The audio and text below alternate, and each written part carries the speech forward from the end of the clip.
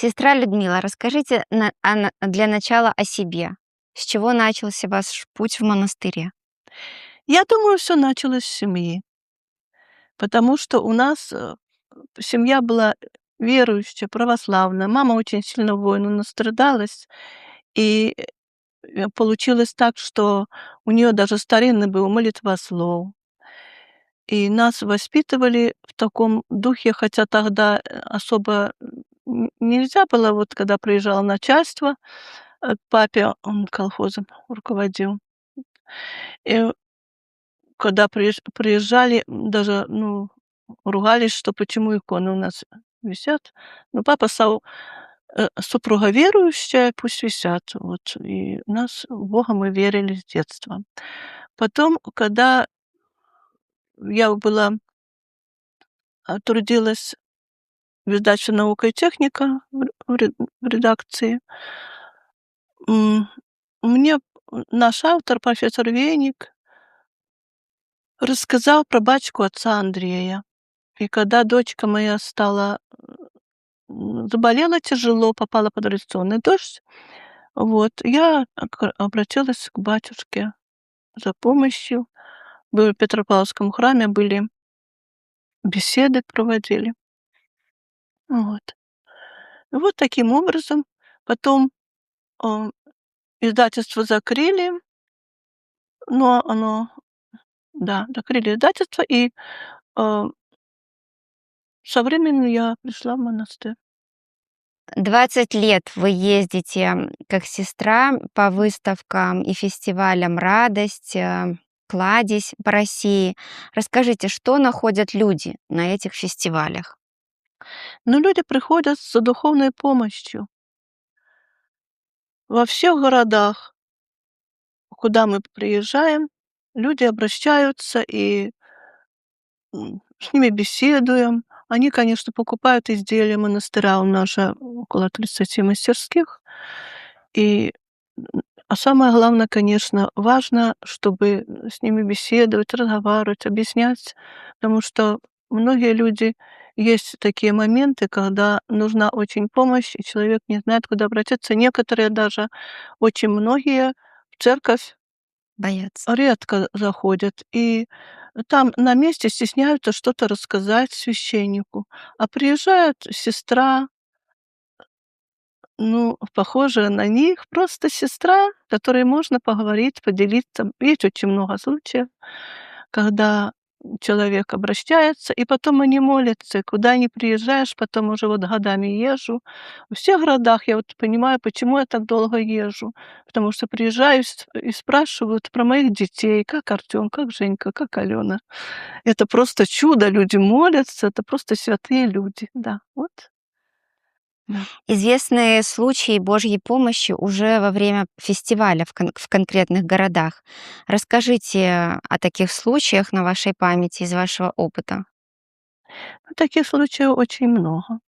Ну, вот мне помнится, в каком-то городе, не помню, Кострома или, просто у меня немножко перепутались города. Вот, человек пришел, сказал, что ему нужно операцию делать на сердце, молодой мужчина.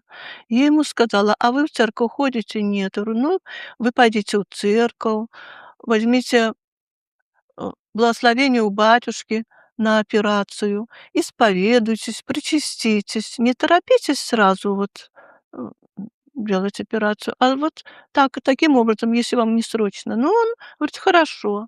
Через 2 года где-то я год приезжала, через 2 года он приходил и рассказал, что операцию он исповедовался, причастился, и это вот он так объяснил, что в какой-то мышце сердечной дыра образовалась, и она затянулась. И он причащался, и он стал верующий человек, и вот такое чудо, человек обошелся без операции. Но это тоже важно. Потом много и других случаев. Вот женщина недавно рассказала, что я не помню уже, но она говорила мне, что, я приходила к вам. Я помню женщину саму, а какие вопросы не помню. Но она говорит: приходила, у меня не хотела жить на свете, и вы мне сказали, что я выйду замуж.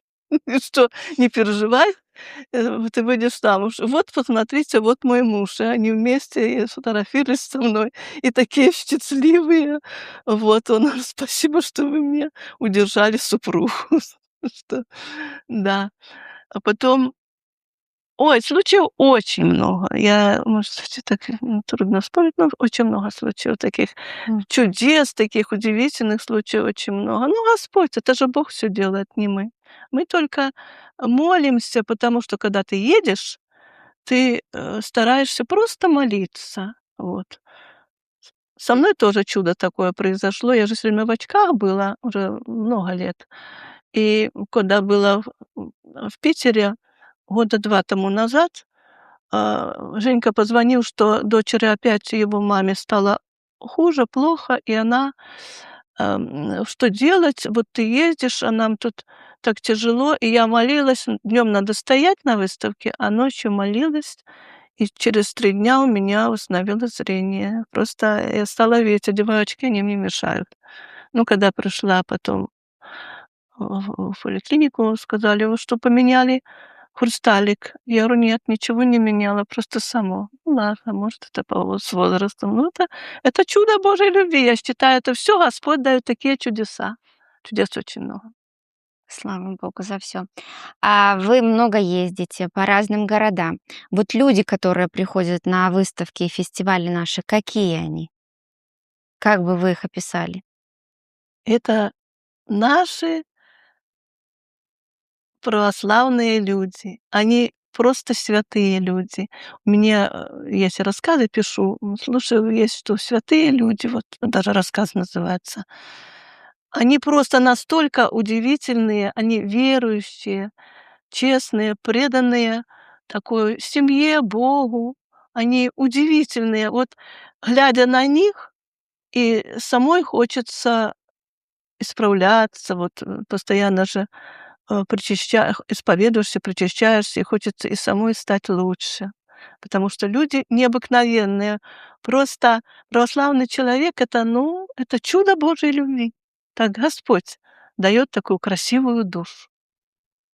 Но тем не менее мы подвержены и апатии, и унынию. Сестра Людмила, как находить радость в каждом дне? Ну, это вопрос такой непростой, потому что когда очень много искушений, много страданий, э, просто нужно, я думаю, ну, я для себя так, поняла, что мне надо часто причащаться, исповедоваться, часто причащаться, помощь Божия чтоб была. И, конечно, если я просыпаюсь и говорю: "Господи Иисусе Христе, Сыне Божий, помилуй меня грешную", и тогда весь день как-то идет лучше. Я, в общем, ну и советую, тоже. И, конечно, очень важно, что есть такое послушание монастырское. Есть монастырская семья, можно попросить молитв, все молятся друг за друга. И у нас на выставках службочки заказывают люди. Вот женщина недавно, у нее сын погиб на СВО, и она в одном городе, и она очень-очень, унывала. И я ей сказала: "Молитесь". Сказала, как, что молиться, причащаться. И, и она, конечно, и сказала ей, чтобы она шла помогать людям выжить. Вот я считаю, это самое главное. Ты должен не просто жить на земле, а жить для того, чтобы окружающим стало светлеть, легче, чтобы люди жили и радовались. Вот у нас, я думаю, для этого и выставки "Радость" у нас. Потому что когда вот на выставке "Радость" люди приходят, это действительно получается радость. Радость встречи очень часто, радость встречи с Богом. И на выставках радость встречи с Богом, потому что когда человек начинает в это вцикляться, исповедуется, причащается, он становится живой, живая душа. И это красота Божьей любви. Это все Господь нас спасает друг другом, да. Красота. А любовь к ближнему, насколько она нужна для каждого? И что это в вашем понимании? Любовь к ближнему. это любовь жертвенная, потому что люди, мы все немощные, и фактически, я считаю, так больные здесь лечат. Это Христос так друг через друга нас восстанавливает именно любовью. Господь — это любовь, Он нам дает любовь, и если сердце любящее, так вокруг всем легче жить. Надо беречь друг друга, сострадать, сочувствовать, чаще говорить: "Прости меня, если обидишь человека". Вот я недавно, а, человека, ну, просто, ну, не поняла, почему так человек, я посчитала, неправильно поступил, и сказала. И пока не попросила прощения у человека, мне на душе было очень тяжело. Вот я просила прощения, и как-то опять все возобновилось, и душе тогда намного легче. Надо беречь друг друга. Вот, на наших фестивалях очень много творчества, и вы очень творческий человек, вы пишете стихи, песни. Насколько творчество помогает душе укрепляться? Насколько важно каждому человеку находить время для своего какого-то творчества или почерпнуть хотя бы каких-то творческих идей у другого человека, услышать красивое стихотворение, красивую песню, ну или самому что-то создать? Это очень важно. Я с детства очень много читала. Читала Есенин, это был мой любимый поэт, Блока, Пастернака. Ну, много очень читала. Уже в библиотеке не знали, что мне давать, потому что все было прочитано буквально, да. И начала писать стихи. Почему? Потому что в семье тоже было не очень просто. Мама после войны была, конечно, сорвана, я старшая, и на мне, в общем-то, были дети. Поэтому, э, я все, что вот у меня было на душе, я уже с самого детства, писала в стихах, да. Ну и печаталось, рано начала печатать. Папа был необыкновенно добрый и такой удивительный. Он, хорошо все понимал. С верующей семьи, у его бабушка была верующая. Вот, прадед его вообще святой Серафим Белорусский, это под Киевом монастырь основал. Это недавно только сестра узнала, так вот. Ну, он очень был, тактичный, добрый, мягкий человек и тоже очень любил с нами сказки, читал нам.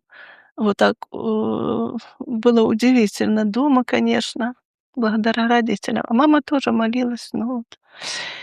Ну и я попала, когда папа говорил: "Дочушка, какая красота Божьей любви! Смотри, как удивительно создан мир".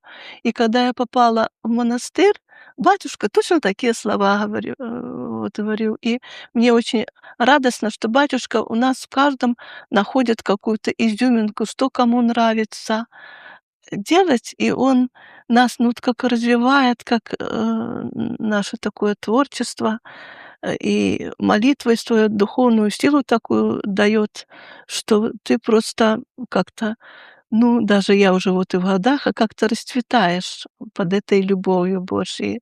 Но это просто удивительно, конечно.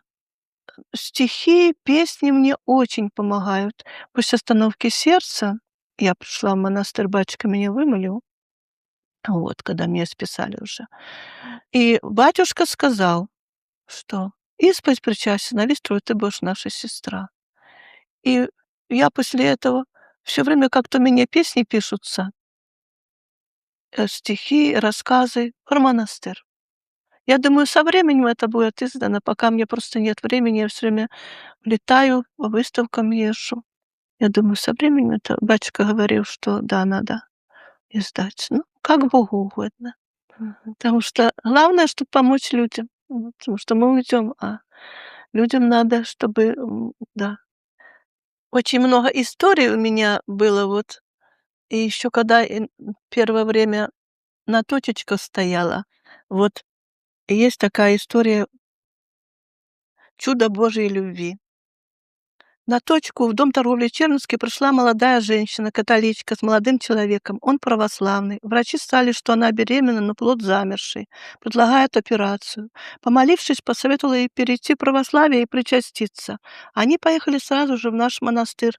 В Никольском храме они встретили мать Магдалину. Она с ними побеседовала, позвала батюшку. Молодые люди пришли ко мне через неделю счастливые, а жил их ребенок. Потом родилась здоровая девочка. Прошло много лет, и я забыла их имена.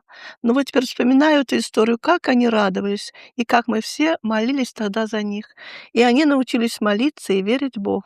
Мама этой девушки была сразу против их брака, но потом смирилась. И еще чудо. Я не могла оставить точку и пойти с ними, но со слезами молилась, чтоб им встретилась в монастыре мать Магдалина, которая пришла в наш монастырь из Польши. Именно она, в прошлом католичка, могла все доступно им объяснить. Так все и произошло. Бог всегда нас слышит.